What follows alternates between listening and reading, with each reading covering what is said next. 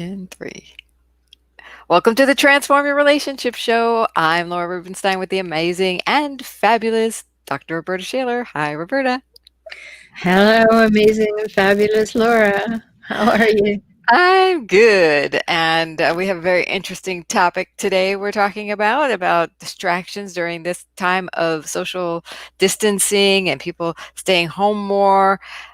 We may begin noticing there's more of our distraction habits happening, and why they're happening could be potentially because we're avoiding dealing with issues. Yeah, Sound familiar? absolutely. Because when you find yourself in a different paradigm, a different model, a different daily life pattern, and that includes people close to you, particularly people at home.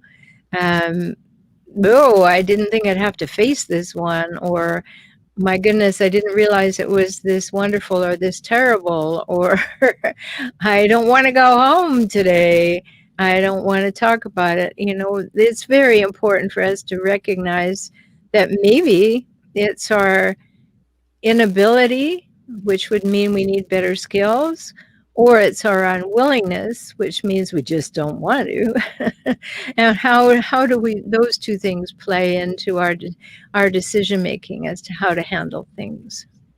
Yeah, I find, or it seems like for me, I didn't realize how much I use distraction, right? We have things to do. We had to take the kids here. We had to make the dinner here. And then we had to hop on there and we had to do this. And we're still doing it, but maybe we're doing different things. But now it seems like more magnified to me, like I'm more aware of it or more obvious to me, like, oh, I'm running to the kitchen to get something to eat, but I'm not hungry. And because I'm home all day and all I've been is on Zoom and I have all these things to do, but I don't want to do them. So let me distract myself and go to the kitchen and see what there is to eat or go, like there's so many ways we distract ourselves. And I'm just becoming more aware of it. So why is this good? Is this bad? Is there something to change? Why are we distracting ourselves? Well, I think awareness is always the starting point, isn't it? I mean, if we recognize it's a distraction, it could be a positive distraction. Like my body hurts from sitting here in front of the Zoom call for too long. So let me go and do something. Let me take a walk. That's not really a distraction, it's a change of direction. I would suggest a distraction is when I don't want to think about something. I don't want to do something. And so I say, oh, purple squirrels, let's go over here and find something else to think about or do, or maybe I should call my friend. And we don't recognize that we've put ourselves into a pattern of pushing off dealing with something. And sometimes we need to change direction, as you were saying, versus, use something as something we're just kind of avoiding. I think there's that fine line sometimes because, you've heard the term pattern interrupt. Like when you're in a mode and you're not getting anywhere, sometimes you have to like kind of break the pattern and Mhm. then start anew. Sometimes you need a different perspective to be able to move forward in a certain direction. So then there's a difference between distracting oneself because we're avoiding what's in front of us versus we can't make any headway with what's in front of us, so we need to redirect. Yeah, the difference is consciousness, isn't it? I'm choosing to say, all right, I'm not getting anywhere with this writing project. There's not an idea in the world. Maybe if I change my venue, I go out and I look at nature and I walk around for a while, I can come back to this task. And that's that's consciously choosing to do something that will move you forward. But if it's like I'm supposed to write this, but I'm really feeling like ice cream, and the kind that I want is way downtown. So, I've been in COVID for so long, and I probably deserve that ice cream. So now I'm on my way to get ice cream, and my project that I know has a deadline has been distracted from. And so we make excuses, we justify, we rationalize doing something different than what it is that we know needs doing. and that's a distraction. And it can happen in a conversation too, like somebody doesn't want to talk about something, so they endeavor to distract you to talk about some other thing. And you're saying, but I want to talk about this. Well, no, I've got this problem and I really need your help with this. "Oh, I want to talk about this. No, let's go other places. I don't want to have that conversation." Or you're in a conversation with your significant other and you've got a long-term issue or something that keeps popping up and you want to talk about it and they don't want to talk about it. And they'll say, well, this is a good window for grabbing groceries. Let's go now. Distraction. Yeah, and sometimes we need them to get out of a pattern, but like you said, if we're sometimes I'll say, "Well, I'm not getting anywhere with this, so then I need to change directions." But other times, I might be avoiding something and I create a whole new project for myself. How do we identify which one we're doing? Well, I guess positive outcome has a big role in that. Look down the road and you'll know. Did you ever Yeah. get back to it or not? Or, yeah, if you ever got back to it. But also, if don't you have those things that are energy leaks? I think we could probably talk about that. Something that every time you think about it, you go, oh, okay, I'll think about something else. All of a sudden we turn into Scarlett O'Hara. I'll think about it tomorrow. And so we don't want to stay on track with something because it's hard, or it makes us feel badly, or it makes our brain hurt, or we're afraid of what the consequences will be. So we come up with a reason that our brain will buy as to why we can go and do something else. Doesn't move the ball forward at all on our issue. That's a distraction. But it When we're changes your staying stuck and we're just trying to get out of the stuckness feeling versus trying to resolve it, to get through it, to get it moved forward. Ah, Yeah, I think direction has a path, like, and of course I'm making this all up right here and now, but I think direction has a path. Like, if I have something that's due and I need to write it and I don't have a thought in my head, I can stay on the path and think about it while I go on a walk and come back and know I'm coming back to that thing. I have not wandered away. I've stayed with that and I will complete that.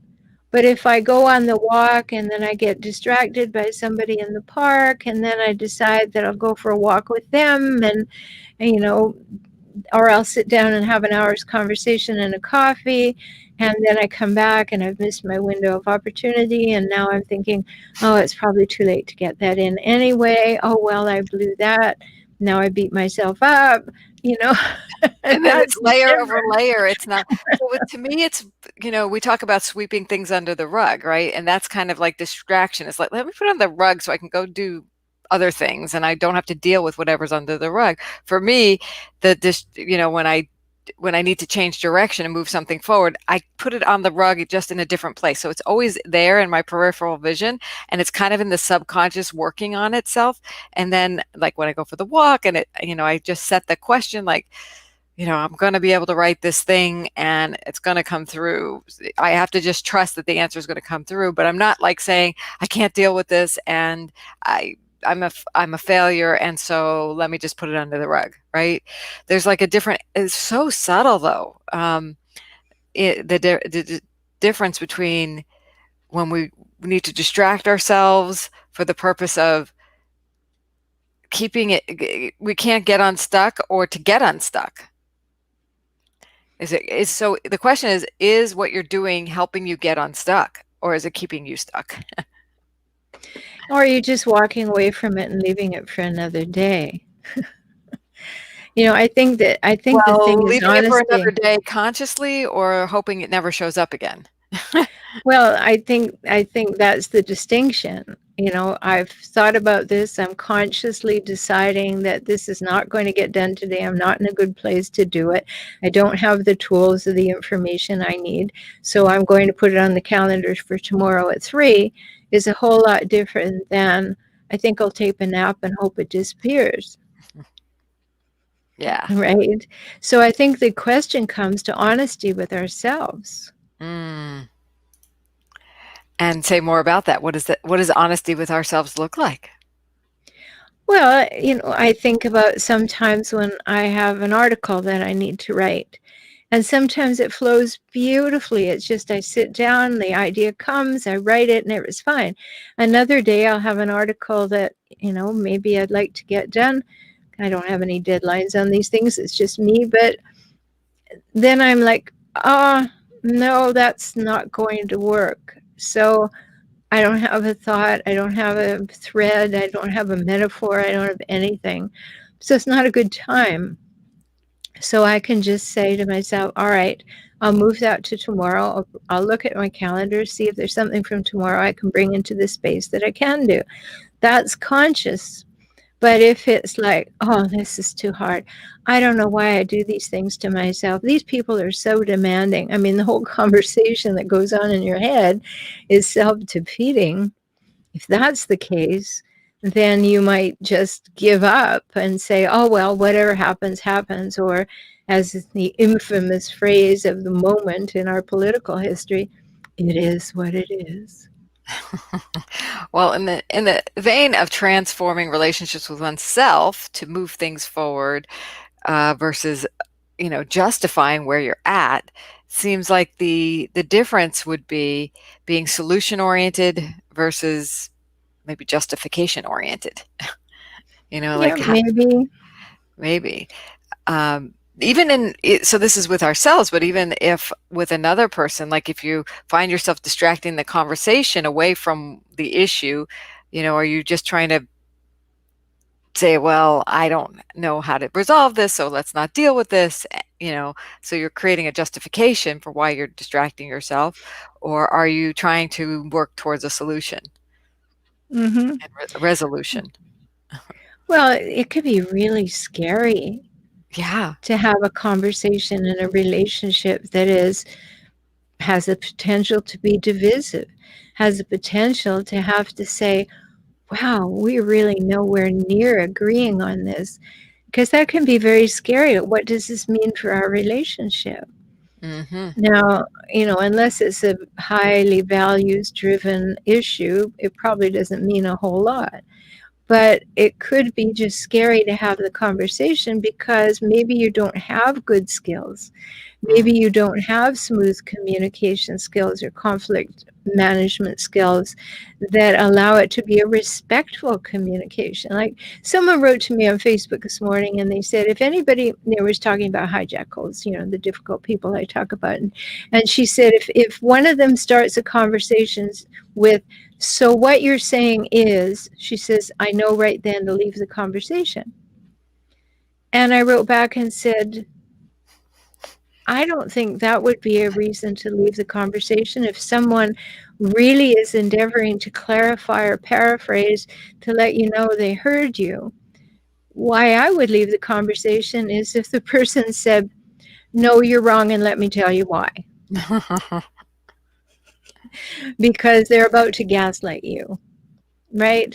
So it's where the safety in the conversation lies. Do we have good skills? Do we feel competent that we can have a conversation without taking it personally, without going sideways, without trying to have an advantage, to be the one who gets somebody else to do things for them all the time? How can I get someone else to do it because I don't want to do it? Well, if you have a pattern like that, like, yeah, it can be scary to get into a conversation because that person's going to want to unload the work on you, and you know that, and you don't want that to happen. So, examples like that, will make it so that you'll distract yourself. Well, maybe it's not as bad as I think, or maybe it doesn't matter as much as, maybe it's just my feelings. Maybe it doesn't, the whole thing, that narrative we start telling ourselves about whether or not we're going to engage in a conversation that would actually have some meaning and has the potential to deepen our emotional intimacy. We can just get scared about that because we don't feel that we have developed the skills to talk well together. And so, better we should, decide to get something to eat and have a beer than to sit down and have that conversation. Well, let's talk about these skills it takes to have good communications with people who especially tend towards gaslighting or like to dominate or have the advantage. And there's something I, think about a lot in the coaching world is capacity and capability. So we have so much capacity, our skills, capability may be here. We may not have the capability to raise our skills too much higher to meet somebody who has these gaslighting skills. So how do we deal with that? If we've raised our capacity as much as we think we can, or we've really worked hard on that, but somebody is, really able to gaslight us and gain that advantage, what other choices do we have from distraction to address that? Well, And again, I think it comes down to consciousness, and I certainly don't have all the answers because we haven't pre-discussed this. But I think that when you're dealing with somebody who maybe thinks they always have to be right, like a hijacker always has to be right in every situation. They are the most brilliant person in the room according to themselves, right? And you can feel that coming on. You're going to be in a barrage of why they're right and why you're wrong. Well, at that moment, what is really good to do is to have some internal separation between whether or not you believe that person is talking about you or they're talking about themselves. Like, okay, you're going through all that stuff and you're trying to make me wrong and you're doing all that. All you're doing is showing me who you are. I already know that. But if I'm in a position where I start taking all that stuff personally and I'm feeling attacked or I'm feeling less than or any of those things, then I am allowing that person to walk over me, and I could be afraid that they're going to, and that's what they really hope in this situation. So they're going to get their way. So many, many times people just give up in conversations with difficult people because that other person has to be right. I mean, I was watching Divorce Court last night. I wanted to see the new judge that they have, right? Because Lynn Toller is gone and they have a new young one. Hmm. And so I wanted to see what was on there. And it was one of those situations, it was a man and a woman couple. And as soon as the woman would start to talk, the man would start to talk. And as soon as the man would start to talk, the woman would start to talk over. And I thought, yeah, haven't you been in those situations where the person wants to be right and heard so much that they have their ears closed and their mouth wide open? Well, if you get into those situations, nobody's listening. There are ways of communicating. Like if you notice within yourself that you're listening to somebody speak, and as soon as they say half a sentence, you've already gone to defending yourself in your head. You're not listening anymore. You're preparing your response to defend yourself to the first part of the sentence. And then you say something, and they said, but I already acknowledged that, but you weren't listening anymore.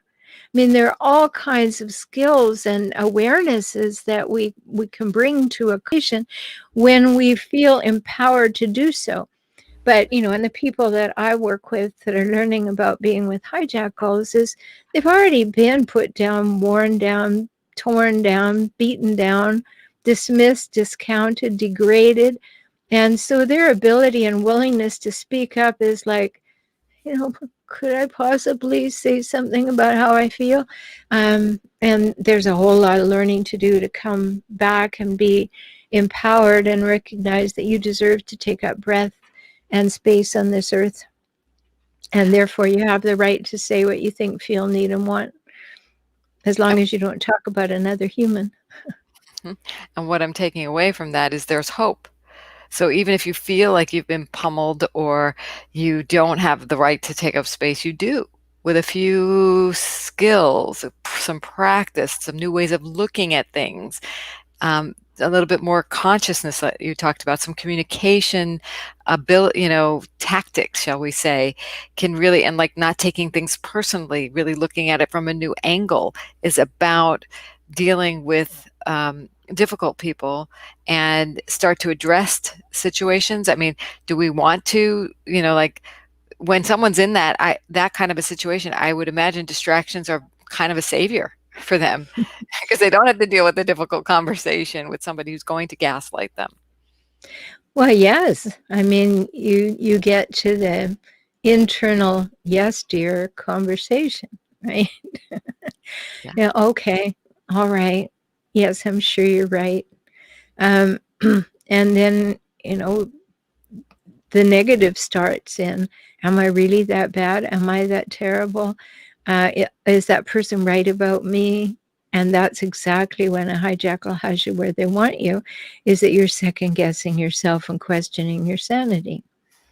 But it doesn't seem like it's very fulfilling for the hijackal anyway, because they're never going to be good enough. They always have to be bad, the other person in their life. So, how is this beneficial to a hijackal? And where do they go with that?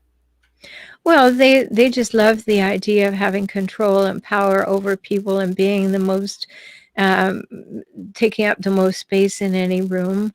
They don't mind as long as they're on top of the pile, and so that's what happens sometimes when it escalates to physical abuse, is that the person has not given them a response. The person is not, um, allowing them to be right enough, so they decide that they're going to escalate that, and that's very, very difficult. I mean, we're not dealing with people who are psychologically and emotionally healthy, so therefore their need to be right, their need to win, their need to prove their power, depending on their IQ, can diminish quite a bit. Yeah. So distractions serve a purpose sometimes when we're trying to build those skills or when we've been beaten down so low. But there's hope when you ask for help and put a hand up and say, I need help, and get help from people who can help you. Like I love what you do for relationshiphelp.com. Mhm. Yeah, me too. But, you know, And the Save to Your Sanity podcast and the emotional intimacy, all those good things you've got going.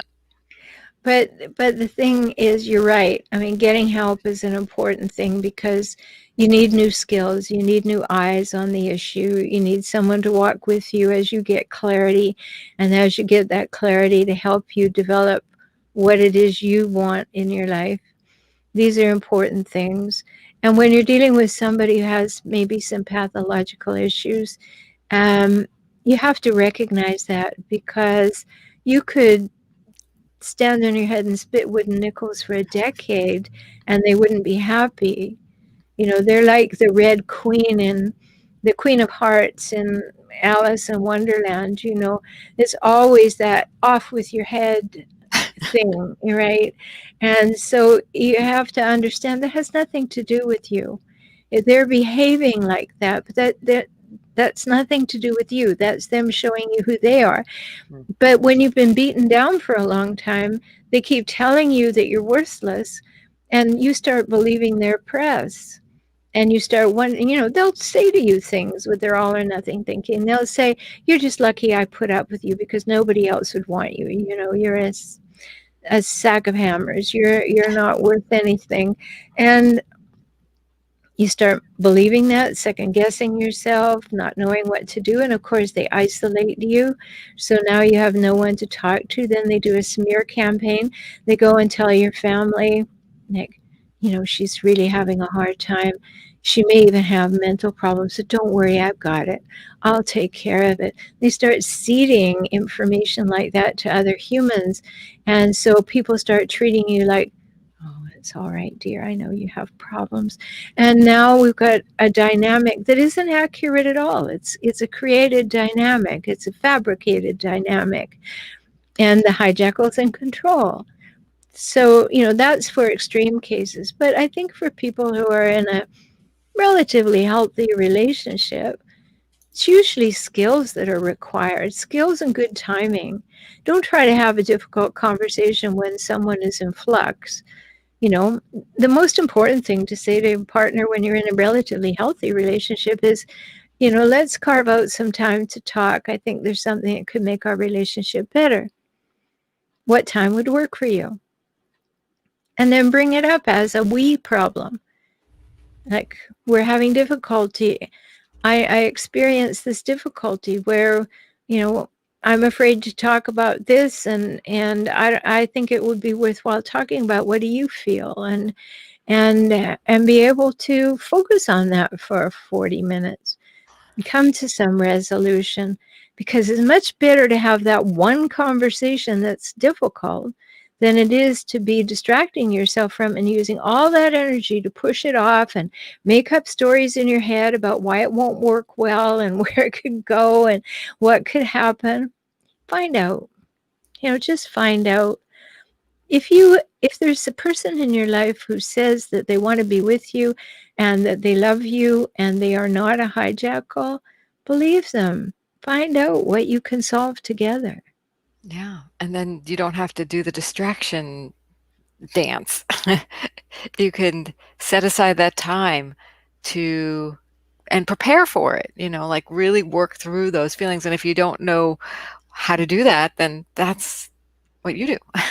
Help. Yeah, get some help, get another set of eyes on it. Don't live with problems. The you know the research shows, Gottman research shows that a couple has a serious problem for 6 years before they get help. Now, on what planet would you want to have the same problem taking your energy for 6 years and think it's going to go away? I mean, that's Einstein's definition of insanity, right? Yeah. So why wouldn't you get help? All right, we don't seem to be able to handle this, but we both want to handle it. Let's get help. And then solve that thing, and whew, that energy is dispelled, and you've up-leveled your skills, and you've increased your trust and your respect for each other to come together and want to create more emotional intimacy, and the relationship gets up-leveled in general, and like, wow, that was great. I had a V8, right? Yeah, as opposed to, oh, well, we've got this problem. Oh, there it goes again. I mean, that's an energy leak. Every time it happens, you lose energy. Don't give it away like that. Get some help. Figure it out. Get new skills. There seems to be a stigma around getting help and or going to a counselor or a therapist. And so I've used the terminology to make it like, duh. It's like, well, why don't we bring in another party, a third party, and get their opinion on this? You know, Mhm. I think we need to bring in a third party on this. And then that kind of like dissipates the stigma a little bit just in the languaging of it. And I'm all about languaging, you being hypnotherapist, It's like, okay, well, I can deal with that. That makes sense. But you make so much sense when you say, okay, well, wow, that's that about the 6 years before you deal with a problem. You get to why do we have to wait till it gets to this point? I remember, maybe this will give somebody an idea to do something, but when I was first getting really serious to the point of considering marriage with my now husband, I was like, you know what? I don't want to do that thing where couples shove things under the rug, for like you were saying, 6 years. So let's go see a therapist. We're in a really good space. And I think I said, I'd love to bring somebody else in and make sure that we're not throwing anything under the rug. So in case there's anything we might want to say. And you know what came out in that meeting? That counseling session was, well, I see us married by the end of the year. I was like, oh, did you just propose? Because you never said that before. So you never know what's going to come out. Okay, that was a one of, folks. That Don't was what say, was under the rug, right? For him, and it wasn't like I just put it out there. I said the counselor asked, "Why are you here?" I said, "I just want to make sure it's as good as I think it is, right? And we're not putting anything under the rug." And I started, just sharing a few things, and nothing major was going on, but I was like scared that something major might have been. And so because of past history and his past sure. history, we just wanted to do that. So it was kind of a really cool thing. It actually moved our relationship forward in a way we were headed, right? I mean, we both had the thought about it. I don't know that we were 100% ready. I think that's why we wanted to find out if we were. And so we just said, let's go see somebody, and he's like, well, okay. I don't think it was the most comfortable thing for him to say yes to. Wasn't the most comfortable thing for me. But getting help, it doesn't have to be a big problem. It doesn't even have to be No, a problem. and I tell people all the time, weak people don't get help, strong people do. Mm-hmm. Because if you feel like, oh, well, I don't want anybody to know I have a problem, you're going to stay with that problem. That's weak. That's saying, I don't deserve to have a solution to my problem. And so strong people go and say, we've got this little wrinkle here. Can you iron it out? And getting that extra pair of eyes on it, somebody with, expertise.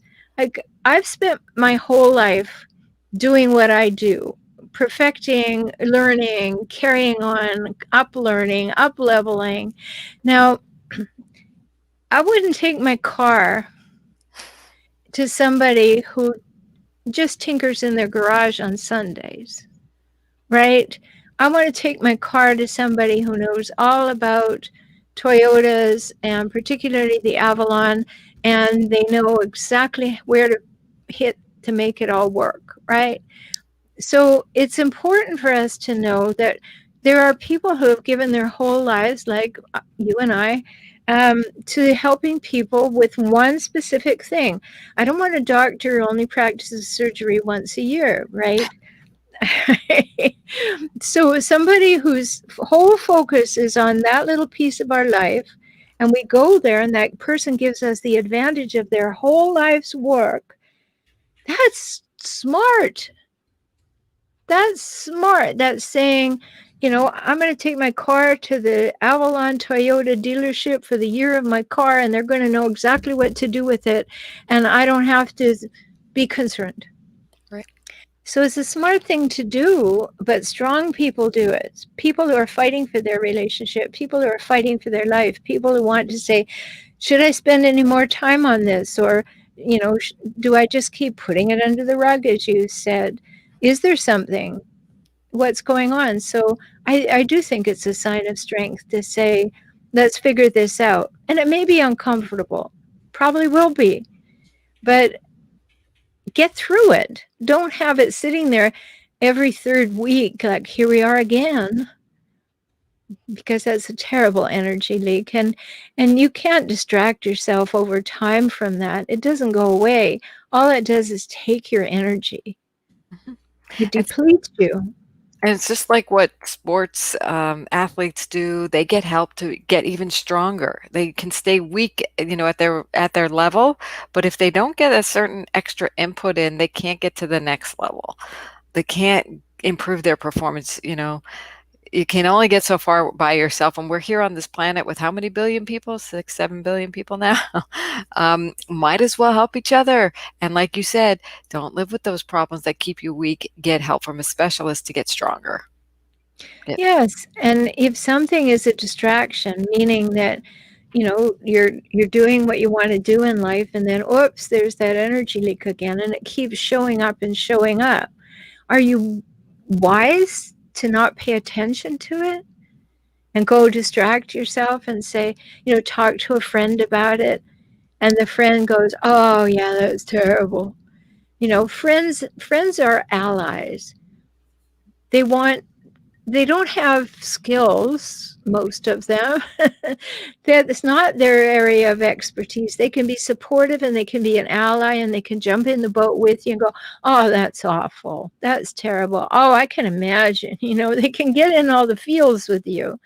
but they're not going to help with a solution. And that's not their expertise. Their expertise is in being a friend. And so sometimes you need more, and it's wise to get it. But, if you find yourself distracting yourself from something repeatedly, then make an appointment with yourself and sit down and say, is this something I really want? And if I really want it, then I better make a path to it. If this, meaning this problem is something I want, or this something beyond the problem is something I want. Well, if I want this relationship and there's a problem sitting there, then I better make a path to getting back to the relationship and solve the problem. Right. If I really want the job and it requires me writing that article, and I really, really don't want to write the article, maybe I need to back up and say, maybe I need another job. Right? Don't keep hitting your There head are against the choices wall. that can be made versus patterns to keep in place, right? Or make a Oh, different nice. choice, right? Yeah. So, is there a choice to be made to get help, to move the situation forward versus to keep a pattern that is keeping you weak, like you said, keeping the problem in place? So does the choice you make keep it in place or move it forward or to somewhere different? I really like my analogy that I came up with today. Are we putting it under the carpet or are we putting it on the carpet to look at it, or to just keep it as in our field of view because we want something done. We want something different. We either want to accomplish a task or we want to get to a certain point in a relationship that is healed, or happier. So I like, we we all need each other here. You have a wonderful blog. You have incredible podcasts. We have hypnotherapy here. If your business is stuck, let me help you unstuck your business. And I think that's what distraction versus direction is all about. It's like, do you want to stay stuck or do you want to move forward towards a Yeah. happier place, or a more fulfilling place? So distractions oftentimes keep us stuck in that unfulfilling place. Yeah, and I think we can add that extra piece that we've spoken of a couple times here. It's about how you want to use your energy, and you want to use it consciously. So if you're using it avoiding something, have a look at that, right? If you're using it to move forward and things are going very well, notice what's working and do more of that. Right. Yeah. So I love that people tune in. So thank you so much. I wanted to just acknowledge that you've made time to move your life forward as you're watching this today. And thank you, Rhoberta, for your wisdom. And it's always fun. Any last words of on this topic of distractions and why people avoid things in their life, issues? Well, I would just say this about this time when we are at home a whole lot more. Don't be afraid of this time. Don't spend the time avoiding yourself. Go deeply into this time and find out who's in there. Who are you? What's your values? What's your vision for your life? Are you living your beliefs on every level? What is your next best steps? What is it that you envision doing next? Spend time with yourself and ask yourself, who am I being in this relationship? Is it demonstrating my values? Is this the relationship that I want? Is this relationship full of promise and possibility? Is this relationship treading water? Is this relationship dragging me under? Don't be afraid to sit with yourself and find out where you are. And then when you find out where you are, ask yourself, am I being who I want to be? Beautiful words. Thank you so much. We'll be back again for another fabulous We will. your Thank you, relationship. Laura. Okay. Bye for now, everyone. Bye.